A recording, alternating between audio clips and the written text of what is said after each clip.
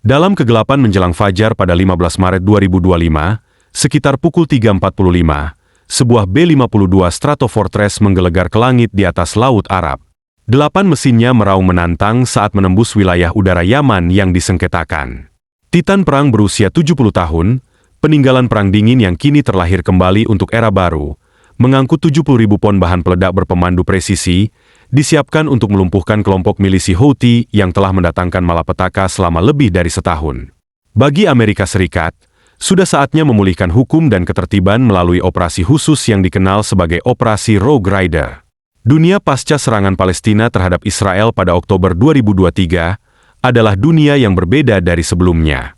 Rangkaian peristiwa yang terjadi sejak insiden tragis di Israel itu merupakan salah satu yang terbesar dalam sejarah, melibatkan negara-negara terkuat di dunia dengan biaya yang bisa mencapai triliunan dolar, ribuan nyawa melayang, dan dampak yang luas.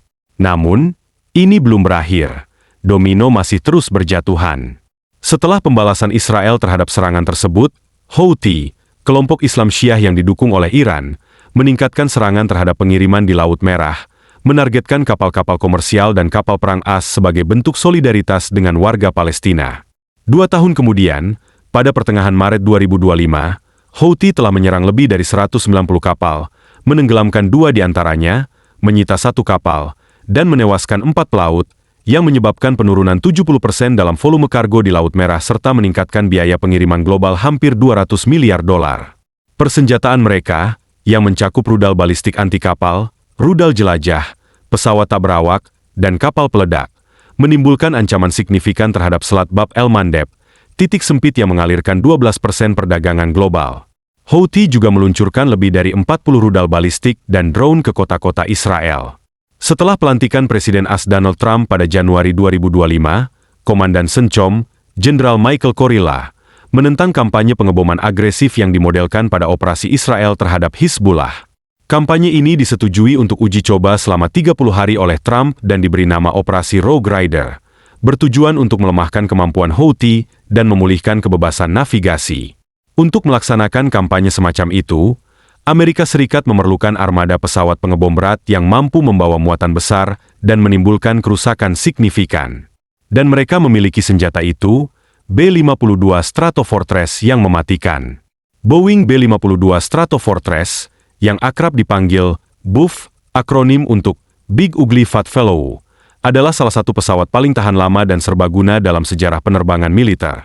Pesawat ini melakukan penerbangan pertamanya pada tahun 1952, dan terus beroperasi hingga saat ini. Menjalani 7 dekade kesuksesan dan pelayanan yang berkelanjutan.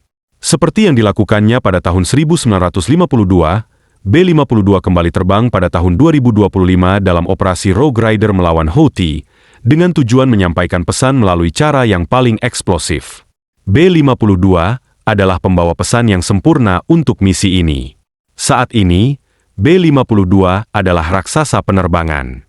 Dengan panjang 159 kaki 4 inci, lebar sayap 185 kaki, dan tinggi 40 kaki 8 inci, pesawat ini memiliki berat kosong sekitar 185.000 pon dan berat lepas landas maksimum 488.000 pon. Didukung oleh 8 mesin turbofan Pratt Whitney TF33P103, yang masing-masing menghasilkan daya dorong 17.000 pon, B-52 mampu mencapai kecepatan maksimum 650 mph, Mach 0,86, dan kecepatan jelajah 525 mph. Jangkauan tempurnya tanpa pengisian bahan bakar mencapai 8.800 mil, dan dapat diperluas hingga lebih dari 10.000 mil dengan pengisian bahan bakar di udara, memungkinkan jangkauan global tanpa memerlukan pangkalan depan. Ketinggian layanan pesawat ini mencapai 50.000 kaki, memungkinkannya beroperasi di atas sebagian besar pertahanan udara. Kapasitas bahan bakar B-52 sangat mencengangkan, mampu menampung 47.975 galon bahan bakar jet JP-8 yang berkontribusi terhadap ketahanannya hingga 20 jam per misi, bahkan lebih dengan pengisian bahan bakar. Jangkauan global B-52 dibuktikan pada tahun 2016 ketika pesawat ini menyelesaikan misi pulang pergi sejauh 14.000 mil selama 34 jam ke Barksdale untuk menyerang target ISIS di Suriah dengan 2 kali pengisian bahan bakar selama penerbangan. Awak pesawat yang terdiri dari 5 orang, komandan, kopilot, navigator radar, navigator, dan perwira perang elektronik, beroperasi dari kokpit 2 dek, dengan dek bawah yang menampung sistem navigasi dan pengeboman. Desain sayap menyapu yang ikonik dan konfigurasi 8 mesin memberikan stabilitas serta efisiensi untuk misi jarak jauh. Seperti yang diharapkan dari pesawat sebesar ini, kapasitas muatan B-52 sangat besar. Hingga 70.000 pon berbagai bahan peledak dapat dibawa dalam ruang bom internal dan tiang sayap eksternal, memungkinkan pesawat untuk mengirimkan beragam amunisi.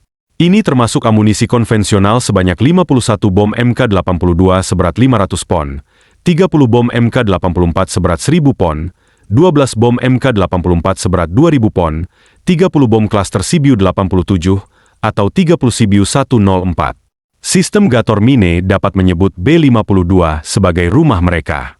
B-52 juga dapat membawa amunisi berpemandu presisi, termasuk 20 rudal permukaan jarak jauh AGM-158 Joint Air to Surface Standoff Missiles, JASM, dengan jangkauan hingga 230 mil dan 12 bom pemandu GPS Joint Direct Attack Munition, JAM, dengan jangkauan hingga 15 mil.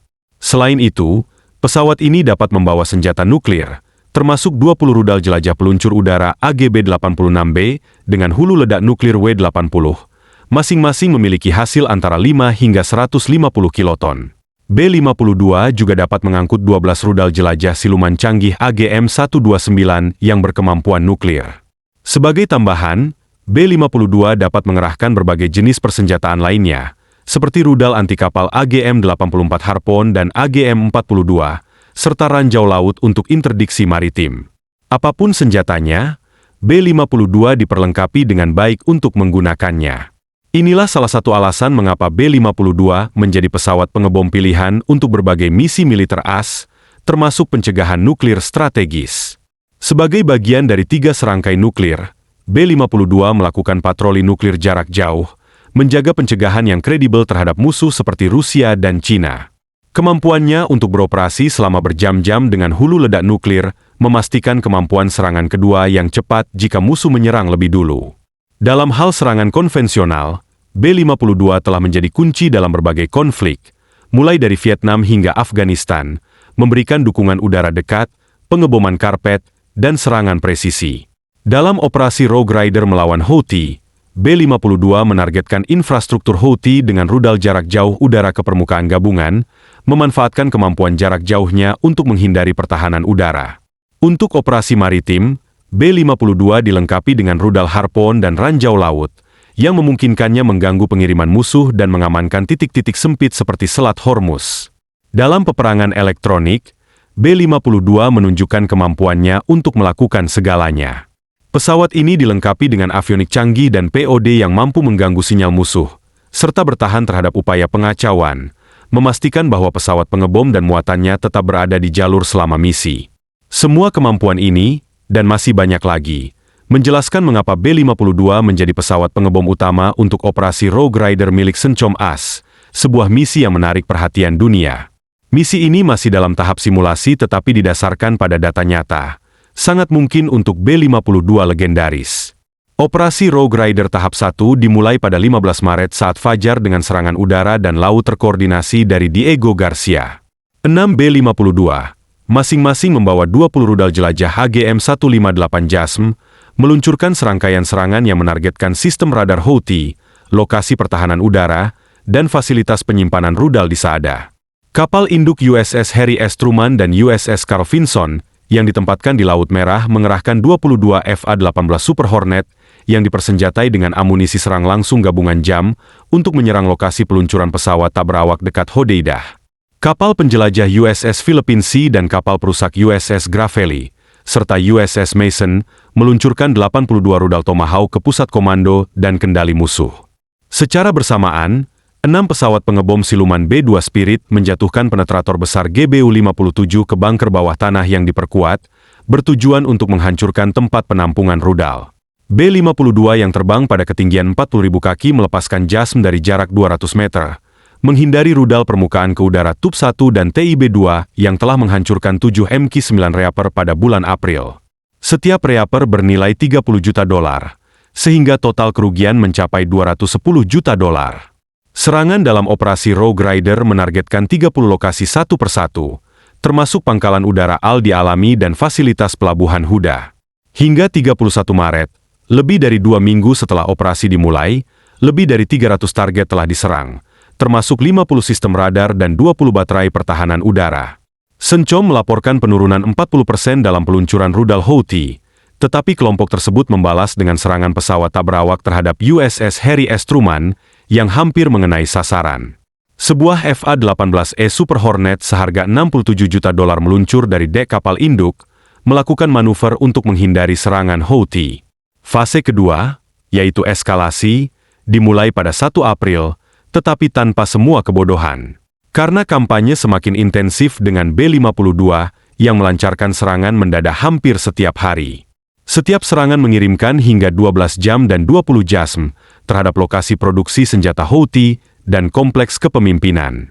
Pada 17 April, serangan B-52 terhadap Rasi Fuelport, yang diduga merupakan pusat logistik Houthi, menyebabkan kematian 80 orang dan melukai 150 orang, menurut TV Hirun El Masera. Meskipun Sencom mengklaim serangan tersebut menargetkan pasokan bahan bakar untuk operasi rudal, serangan pada 20 April bisa menewaskan 12 orang dan melukai 30 orang, diduga mengenai pusat komando. Serangan kontroversial pada 28 April menghantam pusat penahanan di Sada yang menahan 150 migran Afrika, menewaskan 68 orang dan melukai 47 orang, yang memicu protes internasional dan seruan PBB untuk penyelidikan. Hingga 28 April, Sencom melaporkan lebih dari 800 target telah diserang, termasuk 200 fasilitas komando, 150 sistem pertahanan udara, dan 300 lokasi penyimpanan senjata. Peluncuran rudal balistik Houthi turun 69% dan serangan pesawat tak berawak turun 55%.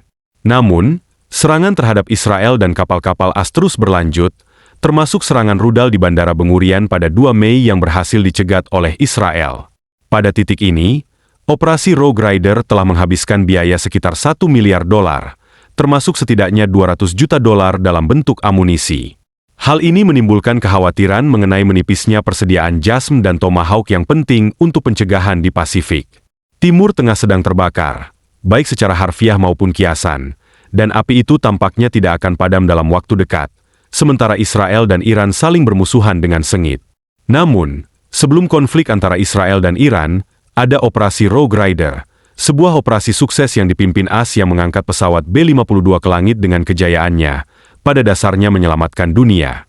Untuk menghargai legenda pembom ini, berikan like pada video ini dan berlangganan saluran ini. Terima kasih telah menonton.